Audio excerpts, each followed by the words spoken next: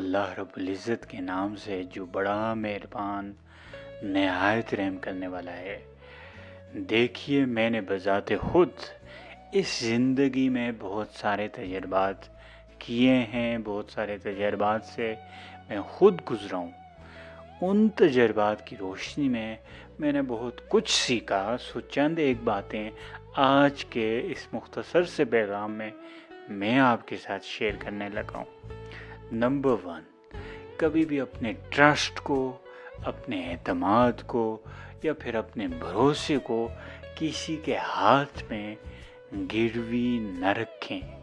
آپ چھوٹے ہیں، بڑے ہیں، امیر ہیں، غریب ہیں، آپ کی معاشرے میں کیا سٹیٹس ہے، اس سے قطع نظر ہو کر آپ کو اپنے اعتماد کو، اپنے ٹرسٹ کو کسی کے ہاتھوں بیچ نہیں دینا، نہ گروی رکھنا ہے، بلکہ اللہ رب العزت پہ توکل کر کے اپنے جیون کا بوجھ، اپنے جیون کی ذمہ داریاں اپنے کندھوں پر اٹھانی ہے، پوری ہمت اور حوصلے کے ساتھ۔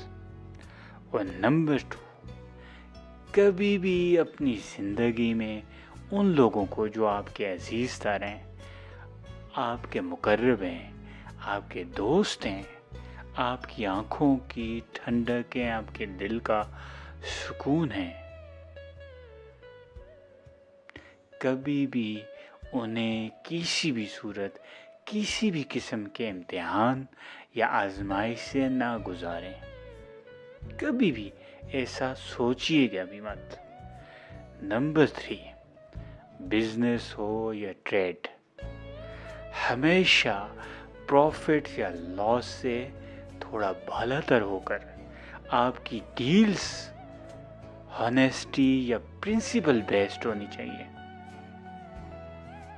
آپ کی تجارت یا آپ کے بزنس یا کاروباری معاملات اس قدر فیئر ہونے چاہیے کہ آپ کو اس سے کوئی فرق نہیں پڑنا چاہیے کہ آپ کے سامنے آپ کے بزنس کے یا تجارت کے یا زندگی کے کسی بھی معاملے میں آپ کے معاملات کا بینیفیشری یا افیکٹی آپ کا خونی رشتہ دار ہے یا پھر کوئی عام عوام میں سے کوئی شخص ہے، آپ کو اس سے کوئی فرق نہیں پڑنا چاہیے۔ یعنی زندگی میں جو بھی آپ کو درپیش معاملات ہیں اس میں آپ کو فیئر ہونا چاہیے۔ اور آخری بات یہ ہے، سب سے عام بات یہ ہے، وقت اچھا ہو یا پھر برا گزر جاتا ہے۔ ہمیشہ آپ اگر وہاں پہ ہیں، اونچے مقام پہ ہیں یا پستی میں ہیں، کمزوری کا شکار ہیں، عجز اور انکساری کو اپنے ہاتھ سے نہ جانے دیجیے گا۔ ہار ضرور جائیں، مگر کبھی اپنے اصولوں کا سودا کرنے کا سوچیے گا بھی مت۔ اور اس کے ساتھ ساتھ یہ بھی یاد رکھیے کہ دوسروں کے پیچھے پڑے رہ کر، ان کے پیچھے ہلکان ہو کر اپنے جیون، اپنی زندگی کو عذاب مت بنائیے کہ آپ کا انر پیس تباہ و برباد ہو کے رہ جائے۔ آپ نہ یہ زندگی اچھے سے گزار سکیں گے اور نہ ہی اگلے جہاں کی زندگی کی کوئی تیاری کر سکیں گے۔ سو خوش رہیے اور لوگوں کو بھی خوش رکھیے۔ اللہ ہم سب کا حامی و ناصر ہو۔